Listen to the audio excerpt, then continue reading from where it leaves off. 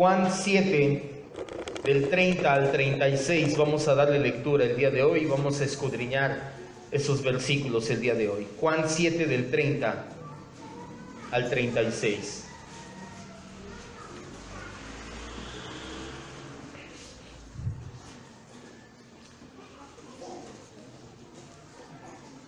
No son Dios bueno. Dice la Biblia: entonces procuraban prenderle, pero ninguno le echó mano porque aún no había llegado su hora. Y muchos en la multitud creyeron en él y decían: el Cristo, cuando venga, hará más señales que las que éste hace. Los fariseos oyeron a la gente que murmuraban de él estas cosas, y los príncipes y los sacerdotes y los fariseos enviaron alguaciles para que le prendieran.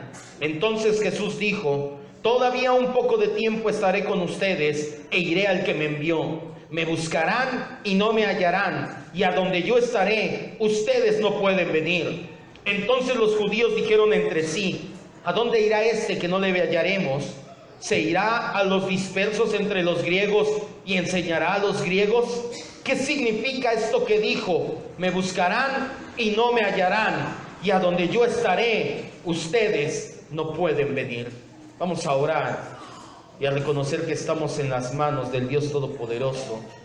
Tome su lugar y vamos a orar y a decirle: gracias, Dios, por este tiempo en el cual tú enseñas a nuestras vidas, tú hablas a nuestras vidas y a nuestros corazones. Gracias, maravilloso Dios. Te rogamos que hoy no sea la excepción. Creemos firmemente que tu palabra es viva y eficaz, más cortante que una espada de dos filos. Y creemos, Señor, que tú en tu misericordia, no porque lo merecemos, ni porque lo ganamos o hicimos algo, sino que en tu misericordia esa palabra se anida en nuestro corazón y transforma nuestras vidas. Esa es nuestra oración hoy y siempre. Nunca permitas que deje de ser nuestra oración al escuchar tu palabra, tu mensaje, Señor. Gracias, en el nombre de Jesús te decimos amén, Dios. La semana pasada hablamos acerca de las declaraciones hechas por Jesús a los habitantes de Jerusalén. Quiero que recuerde, Jesús está en la fiesta de los tabernáculos. Hay tres grandes grupos en la fiesta de los tabernáculos: los peregrinos, que es toda la gente que viene de diferentes lugares a congregarse en el templo a celebrar la fiesta. Están los principales, los fariseos o príncipes, es una mejor traducción de los fariseos, que son los líderes religiosos. Y están los habitantes de Jerusalén. Tres grandes grupos estaban presentes ese día en la fiesta. La semana pasada hablamos acerca de lo que Jesús les dice a los habitantes de Jerusalén. Los habitantes de Jerusalén estaban cegados por creer más en mitos de su imaginación. Estaban tan oprimidos por los romanos, años antes por los griegos, años antes por los persas, que salieron muchos escritos de corte apocalíptico que no son canónicos, no los incluye el canon hebreo, no los incluye el canon del Nuevo Testamento, pero ellos leían esos escritos y decía que cuando el Cristo venga, que cuando el Cristo esto, que nadie sabrá de dónde viene Cristo. Pero la escritura es clara, lo vimos la semana pasada. ¿Dónde nació nuestro Señor Jesús? En Belén. Belén significa casa de pan, y Jesús dijo: yo soy el pan de vida. Ellos estaban cegados y creían más en mitos de su imaginación que en lo que la escritura dice con respecto a la llegada del Mesías. En el versículo 29 Jesús les dijo su procedencia del Padre. Yo le conozco, les dice Jesús al Padre, porque de él yo soy y él me envió. Vimos que Jesús se refería a la encarnación. Vimos también la semana pasada que implica la kenosis o el autodespojo de Cristo. Nosotros, lejos de celebrar la Navidad al estilo pagano, con excesos, borracheras o tradiciones antibíblicas, agradecemos no solamente una vez al año, sino cada día de nuestras vidas, que el Verbo se hizo carne, dejó atrás toda su gloria, sus lujos, sus privilegios divinos, para habitar entre nosotros, poder derramar su sangre y morir por nuestros pecados. ¿Cuántos dicen gracias, Cristo? Porque eso es lo que significa la Navidad. He estado leyendo algunos posts en internet y la Navidad decían: la Navidad, el verdadero significado de la Navidad es: el hombre no puede salvarse a sí mismo. Exacto. ¿Para qué se tuvo que encarnar el Señor Jesús? ¿Para que hiciéramos fiestas de cumpleaños? Se tuvo que encarnar para morir ¿por quién? por los pecadores, por nosotros. El significado de la Navidad es: el hombre no puede salvarse a sí mismo. Lo celebramos un día al año, todos los días de nuestra vida. Lo siguiente que nos narra el Evangelio es la reacción de la gente y posteriormente la reacción de los dirigentes. Pero como lo iremos desglosando y lo iremos viendo poco a poco, nada está fuera del control de Dios. En el versículo 30 leemos: después de que Jesús les dice esta declaración, la gente no lo recibe nada bien y dice Juan: entonces procuraban prenderle, arrestarle, llevarlo preso, pero ninguno le echó mano.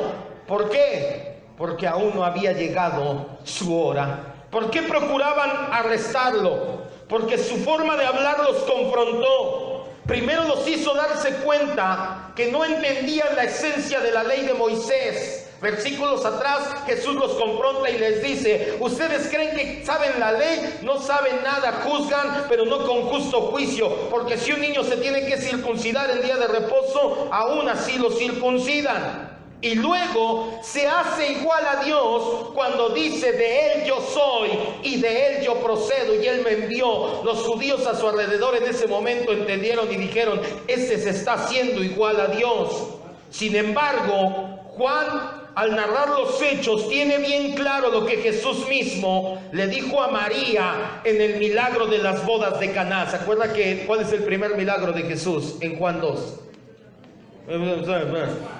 Siempre es el mismo, ¿va? Siempre que pregunto todos, ¿cuál es el primer milagro de Jesús?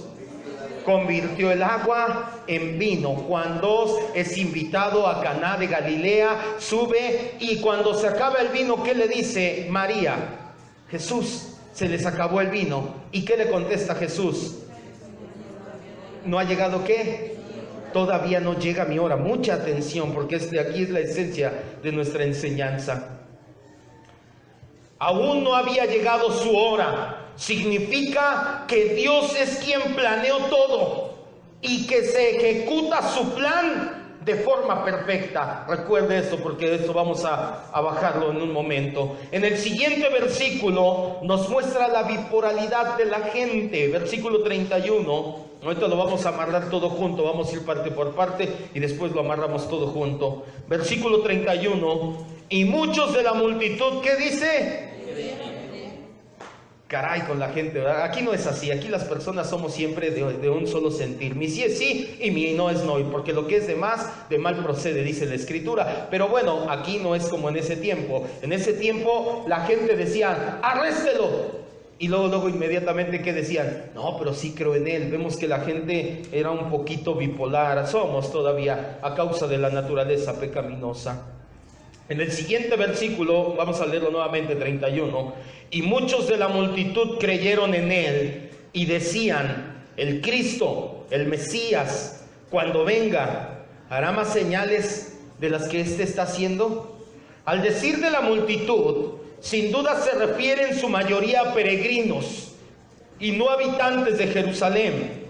Sin embargo, podemos entender que cuando dice que creyeron en Jesús, no indica necesariamente una fe viva y verdadera, una fe salvífica. Creo que ya puedo hablar un poquito más holgado. Ya creo el 90% de los que estamos aquí sabemos lo que significa o más la fe salvífica. Ya lo vimos en los temas del discipulado. No tenían una fe salvífica, no tenían una fe con la faceta interna y externa. Únicamente estaban dispuestos a aceptar a Jesús como el Mesías político de sus sueños. Ellos decían: sí, creo que sí es el Mesías, perfecto, nos va a salvar de Roma y va a establecer su reino y se va a levantar y todos vamos a estar bien ahora sí.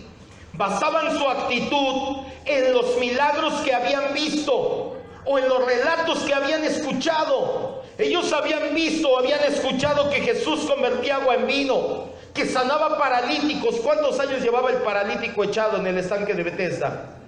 ¿Cuántos dice? 39 años. ¿Y te imaginas cómo corrió la noticia? Y no había redes sociales, sino todos hashtag Jesús sanó un paralítico. Pero en ese entonces no había redes sociales. Todos estaban en el lavadero y decían: ya supiste, y de inmediato se corrió la noticia. La multiplicación de los panes, que caminó sobre el mar, que calmó la tormenta. Todo esto hizo que la multitud creyera que había llegado el Mesías, pero no el Mesías salvador de sus pecados. Ellos creían que había llegado el Mesías rey, el Mesías que los iba a levantar como nación. Esta multitud esperaba que cuando viniera el Mesías hiciera muchos milagros y restaurara el pueblo de Israel. A la luz de lo que Jesús había venido haciendo, estaban dispuestos a aceptarlo como un Mesías rey, pero no como un Mesías salvador. Los dirigentes no tardaron en reaccionar. Versículo 32, cuando la gente se dio cuenta y dijeron: mira, estos cuates ya están creyendo en Jesús, de inmediato los dirigentes judíos reaccionaron. Versículo 32 dice: los fariseos oyeron a la gente que murmuraba de él estas cosas. ¿Qué murmuraban? Oye, ¿ya supiste que Jesús sana paralíticos? ¿Ya supiste que levanta enfermos? ¿Ya supiste que caminó sobre el mar? Yo creo que él es el Mesías y va a ser nuestro rey. Yo creo que él nos va a restaurar. Yo creo que él nos va a levantar como nación y nos va a dar gloria nuevamente. Los principales sacerdotes y los fariseos enviaron alguaciles para que lo arrestaran. Ellos, su primera reacción al escuchar todo esto fue: no, tú no eres, a ti no te quiero. Tal vez como lo veían los fariseos, las cosas se estaban poniendo difíciles. La gente estaba comenzando a considerar a Jesús como el verdadero Mesías. Se había oído el murmullo de voces que expresaban este sentimiento. Era necesario para ellos intervenir. No se podía esperar a que las cosas crecieran más y se les salieran de control, pensaban los fariseos. Por segunda ocasión en estos momentos vemos que Jesús es tratado de ser arrestado, pero esta vez no es la multitud la que lo quiere prender o agarrar. No solamente ellos, sino que ahora mandaron alguaciles, los guardianes de la ley. Pero nuevamente los planes de Dios prevalecen por encima, muy por encima de los planes del ser humano. Jesús sabe que está comisionado a cumplir su misión antes de ser entregado. Por eso es que prosigue enseñando a la multitud. Y ahora les dice, versículo 33 y 34, vamos a leerlo: todavía un poco de tiempo estaré con ustedes e iré al que me envió. Me buscarán y no me hallarán, y a donde yo estaré, ustedes no pueden venir. Jesús, por su omnisciencia divina y por su dependencia total con el Espíritu del Padre, por medio del Espíritu Santo, sabe perfectamente que todavía le queda algo de tiempo. Quiero que me vea y entienda cómo estaba la situación en Jerusalén. Jesús empieza a hablar y empieza a confrontar a la gente, y primero ve que la multitud se empieza a enardecer y dicen: agárrenlo, préndanlo. Él los vuelve a confrontar y la gente empieza a murmurar y dice: creo que este es el Mesías. Ahora no solo la multitud, ahora los dirigentes también dicen: agárrenlo, préndanlo.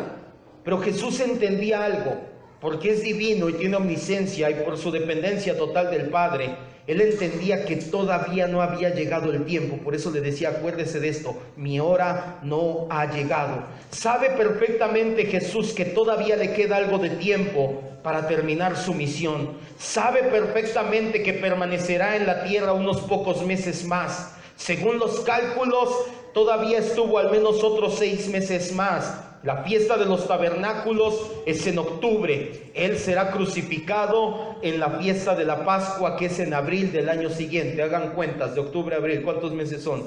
¿Quién sabe matemáticas? 2, 3, 4, 5. ¿Cuántos meses son?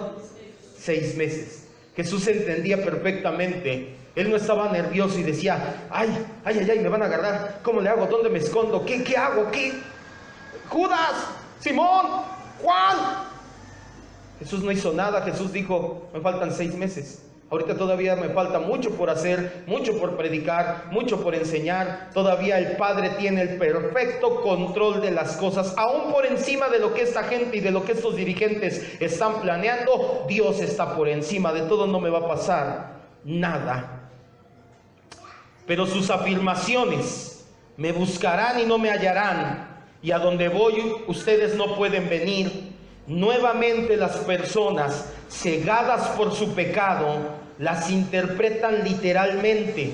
No saben que Jesús se refiere a lo que Jesús se refiere en realidad.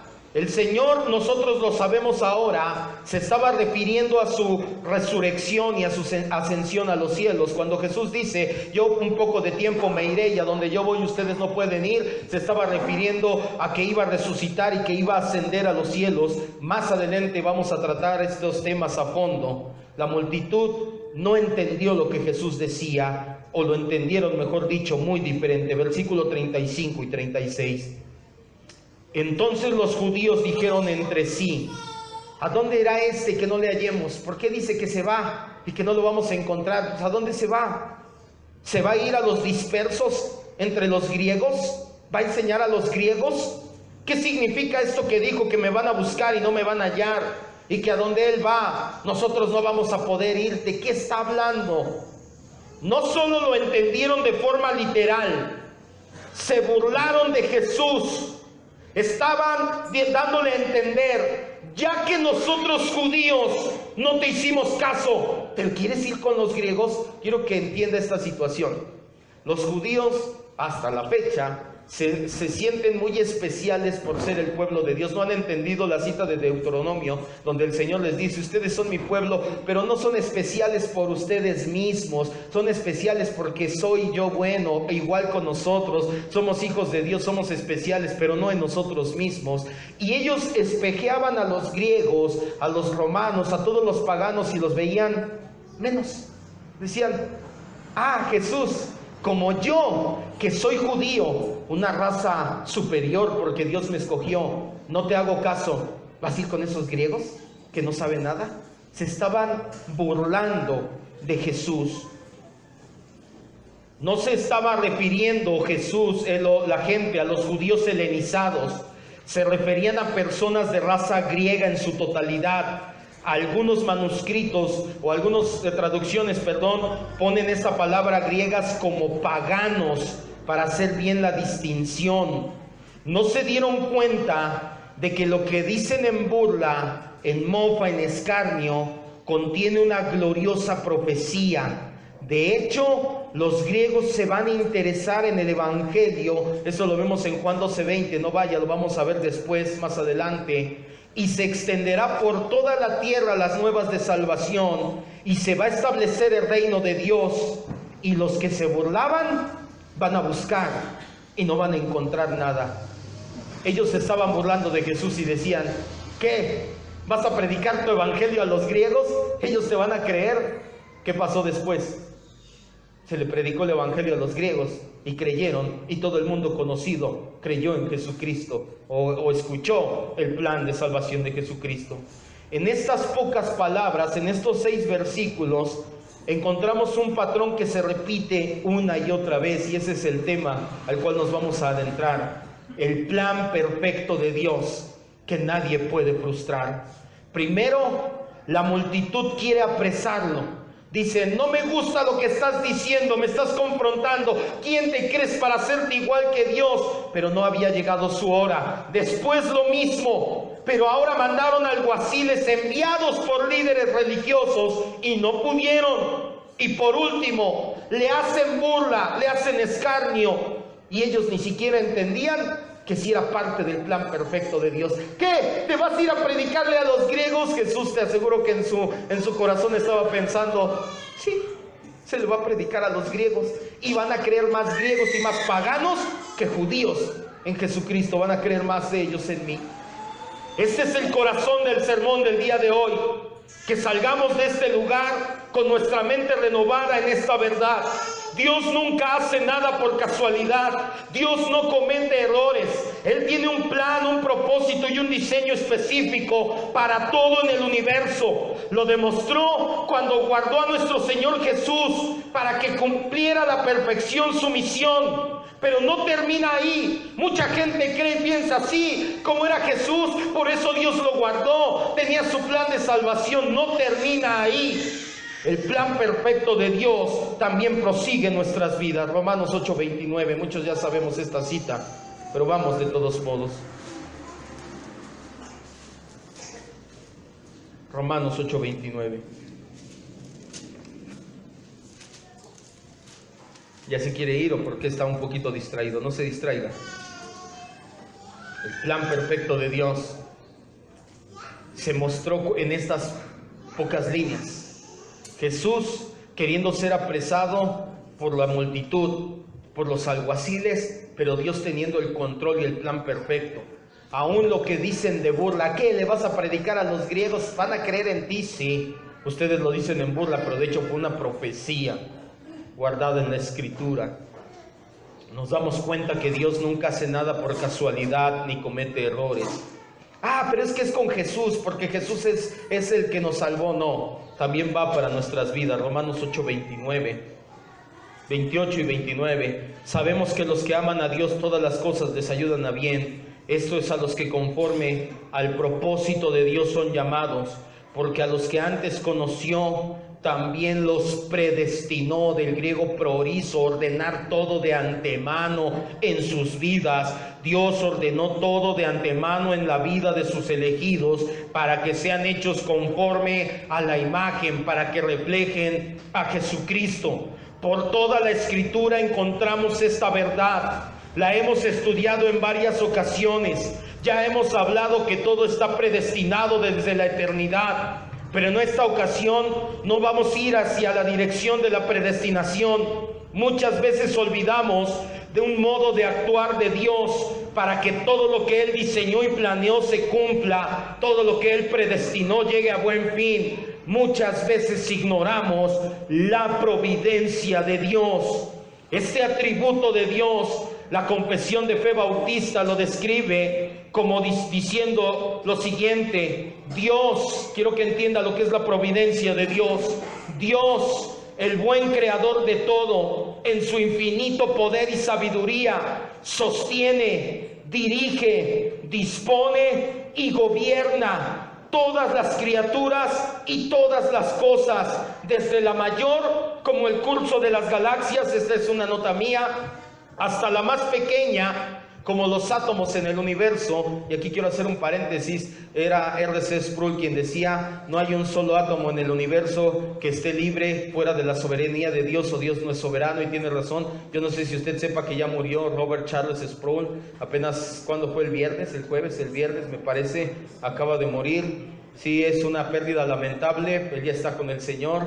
Si puede orar por su familia, por él, pues no, él ya está bien, él ya está mejor que nosotros, pero créame que no ha de ser nada fácil para su familia. Llevaba 50 y tantos años de ministerio. Gloria a Dios. Dios gobierna todas las criaturas y las cosas, desde la mayor como el curso de las galaxias, hasta la más pequeña como los átomos, por su sapientísima y santísima providencia, con el fin para el cual fueron creadas, según su presciencia infalible, el libre y inmutable consejo de su propia voluntad. Ahorita va a entender todo esto que le estoy diciendo, para alabanza de su gloria, poder, justicia, infinita bondad y misericordia. Vaya conmigo a Hechos 17, 24.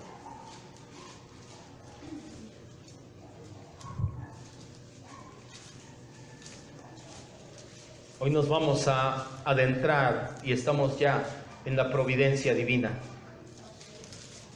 un atributo muchas veces olvidado. Lo vimos tan solo hace un momento en la Escritura, en Juan 7, cómo providencialmente Jesús, a pesar de que la gente lo quiere arrestar, a pesar de que mandan alguaciles, no pasa nada. Y es más, en su providencia, lo que la gente dijo como burla, el Señor lo llevó a que se cumpliera como si fuera una profecía. Hechos 17, 24 al 28, para abrir un poquito el panorama acerca de la providencia. Dice la Escritura: el Dios que hizo el mundo y todas las cosas que en él hay, siendo Señor del cielo y de la tierra, no habita en templos hechos por manos humanas, ni es honrado por manos de hombres como si necesitara de algo, porque ese Dios es quien da a todos vida y aliento y todas las cosas, y de una sangre ha hecho todo el linaje de los hombres para que habiten sobre toda la faz de la tierra, y les ha prefijado el orden de los tiempos y los límites de su habitación, para que busquen a Dios, si en alguna manera, palpando, puedan hallarle, aunque ciertamente no está lejos de cada uno de nosotros, porque en Dios vivimos y nos movemos y somos, como algunos de sus propios profetas también han dicho, porque linaje suyo somos. Cierre sus ojos, por favor, no se distraiga, un poquito de distracción. Vamos a retomar el curso de esta enseñanza. El punto central de la providencia divina. El apóstol Pablo está en Atenas predicándole a los atenienses y encuentra una estatua, un altar, mejor dicho, al Dios no conocido, y les empieza a decir: ¿saben quién es ese Dios que no conocen? Es Jesucristo. Y comienza hablándoles acerca de su supremacía y su providencia, y les dice: ese Dios que no conocen es el que hizo todas las cosas y las gobierna, dio un orden a las cosas, mandó que las cosas se hicieran con cierto orden, pero encima de eso Dios controla todas las cosas, porque en Él vivimos y somos y nos movemos. Ese es el punto central de la doctrina de la providencia. Es la importancia otorgada al gobierno de Dios sobre el universo. Dios gobierna su creación. Nadie gobierna por encima de Dios. Dios gobierna todo en nuestras vidas y todo en la creación con absoluta autoridad. Dios gobierna todo lo que pasa, desde lo más importante que tú puedas pensar hasta lo más insignificante que puedas ver. Nada sucede fuera del control y del alcance del gobierno providencial de Dios.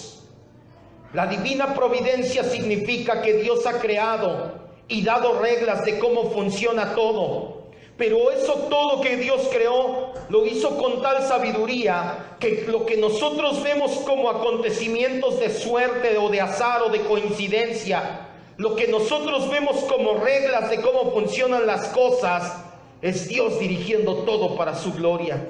Tú puedes ver y decir las estaciones del año, sí, porque la Tierra da la vuelta alrededor del Sol y tarda 365 días, y en cada una de las... ¿Sabes quién ordenó todo eso? ¿Y quién dijo que se hicieran de esa manera? Dios.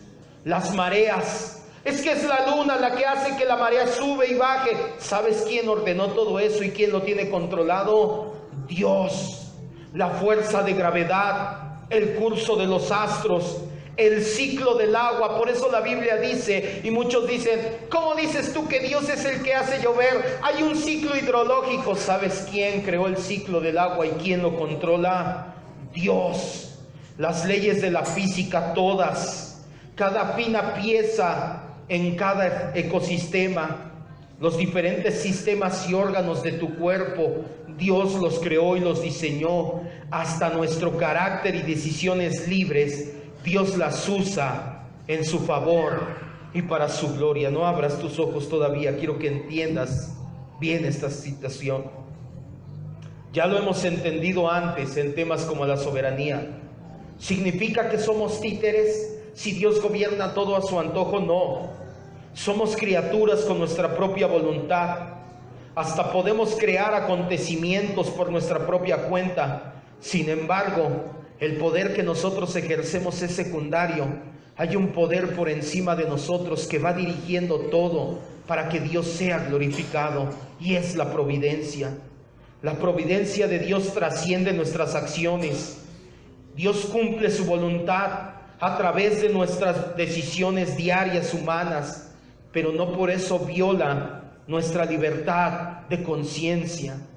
Esa divina providencia es la que guardó a Jesús de ser entregado 2 veces, y la que hizo que lo que decían de burla se cumpliera como profecía.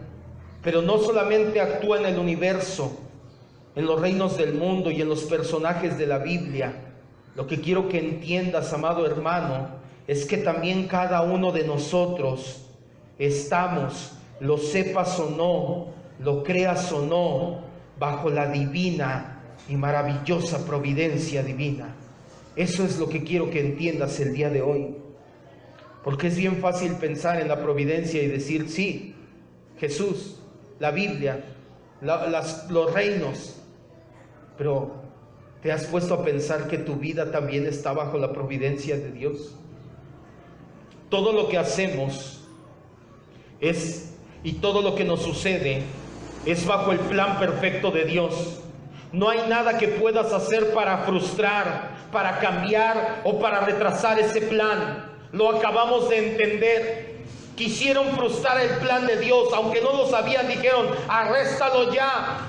Pero el plan de Dios es perfecto y decía, todavía faltan 6 meses para que Jesús sea crucificado. Y a pesar de lo que la gente quiso hacer, Jesús no fue arrestado, porque no hay nada que pueda cambiar el plan trazado por Dios.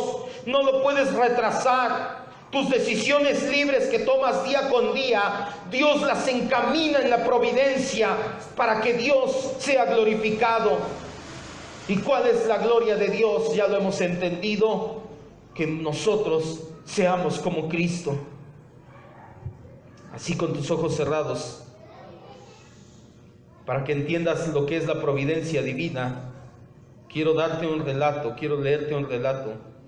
Esto ya lo había hecho alguna vez, éramos menos gente, un día miércoles, entre un cristiano y Dios. Obviamente es un relato ficticio, pero ilustra perfectamente lo que es la providencia. Un cristiano actual llega a su casa después del día de trabajo pesado y le dice, Dios, quiero preguntarte algo. Dios le dice, sí, hijo, habla, dime. Señor, ¿por qué me pasaron tantas cosas malas el día de hoy? Me fue mal, estoy cansado, estoy frustrado. No entiendo, Señor, soy tu hijo. Dios le pregunta, ¿por qué lo dices, hijo mío? ¿Por qué tienes ese corazón el día de hoy? Señor, hoy me levanté tarde, tenía que llegar al trabajo y me levanté tarde. Mi auto, no sé por qué motivo tardó en encender, no arrancaba. Mi almuerzo me lo hicieron mal, me lo cambiaron. De camino a casa, ya de regreso, me quedé sin batería en el celular, va entrando una llamada y me quedo sin batería. Y para colmo, cuando llegué a casa dispuesto a relajarme y dije voy a ver la televisión o voy a hacer algo, ve, no hay luz, no hay energía eléctrica. ¿Por qué me haces esto, Dios? ¿Qué quieres conmigo? Dios le contesta y le dice, bien, hijo, voy a decirte mis razones, y esto es la providencia de Dios para que lo entiendas. Si te hubieras parado temprano, ¿sabes qué te iba a pasar? Que el frío del azulejo iba a hacer que te resbalaras en la regadera. Por eso dejé que hoy durmieras un poquito más. No dejé que arrancara tu coche el día de hoy, porque en el camino, si hubieras salido 2 minutos más temprano, se te iba a atravesar un conductor ebrio y te iba a chocar. ¿Sabes por qué te cambiaron el almuerzo? Porque la persona que siempre te lo prepara estaba enferma y no quise que te contagiaras con tu almuerzo de siempre. Tu celular, hijo, te lo apagué porque en ese momento iba a entrar una llamada para extorsionarte y ibas a estar muy preocupado por tu familia en casa. Ay, por cierto, no tienes energía eléctrica porque deseaba tener este momento de intimidad entre tú y yo. Todo lo que sucedió fue para que desarrolles el carácter y la paciencia de mi Hijo Jesucristo. Sigue con tus ojos cerrados. Obviamente este es un diálogo ficticio, pero ilustra a la perfección el tema de la providencia de Dios. Dios está presente en todo el tiempo, y nada pasa sin que Él provea. Nada pasa fuera de su perfecta voluntad. Aún lo que tú ves como un accidente, aún lo que tú ves como azar, aún lo que tú ves como mala suerte, es Dios encaminando todo en su providencia para que seas como Cristo. Pero muchas veces somos de cabeza y corazón duro y no lo entendemos. Y como te dije hace unas semanas, lo primero que hacemos al faltarnos justo juicio es decir, ya no quiero saber nada con Dios, dejo todo, ¿por qué me está yendo así? El modernismo, el humanismo han hecho estragos en la forma de pensar de los cristianos. Hay muchos lugares en nuestro país que se llaman la Providencia, muchas colonias en el país que se llaman Providencia, pero hay un abismo entre el pensamiento de los que nombraron así estas colonias y de la gente que vive ahí. Si tú le preguntas a alguien que vive en la colonia Providencia acerca de la providencia de Dios, no creen en la providencia para nada, creen en su suerte, creen en el destino, creen en todo, menos en que Dios tiene todo gobernado. Vamos a orar y vamos a darle gracias a Dios porque Dios controla nuestras vidas por medio de su providencia. Y entiende esto, amado hermano, así como Dios providencialmente controla las galaxias, el tiempo, las estaciones del año, tu cuerpo, el ciclo del agua, todo Dios puso una ley de funcionamiento, pero Dios lo controla por encima. También controló en su momento la reacción de la gente que quería arrestar a Jesús porque aún no se había cumplido su plan perfecto. También controla hoy en día nuestras vidas. Ese atributo no se ha agotado. Todo lo que pasamos es para la gloria de Dios. Dios dirige el universo providencialmente para su propia gloria. ¿Y cuál es su gloria? Que tú y yo seamos como Cristo. ¿Te fue mal esta semana, esta quincena, este mes? ¿Ha pasado situaciones difíciles en el trabajo, en tu familia, aquí mismo en la congregación? ¿Sabes quién es? Es Dios en su providencia, ordenando todo en tu vida para que seas como Cristo. Deja de pensar en la mala suerte, deja de pensar en la casualidad y comienza a decirle: gracias Dios por tu providencia, porque tu providencia gobiernas providencialmente, vaya el universo. Lo vemos en Jesús en su vida, providencialmente lo guardaste de ser arrestado antes de tiempo. Pero Señor, enséñame a ver en mi vida tu providencia diaria, que todo lo que me sucede, todo lo que acontece, aún estos fríos que han estado haciendo, Señor, tú estás por encima de ellos y los controlas providencialmente. Enséñanos a ver tu providencia en todo momento y en todo lugar, Señor.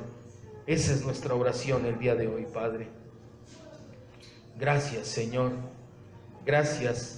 Pues providencialmente estamos aquí, Señor. El hecho de que el camión, el coche o todo lo que haya pasado para que estuviéramos aquí no fue buena suerte, no fue casualidad, fue tu providencia ordenando todo para que estuviéramos aquí, Señor.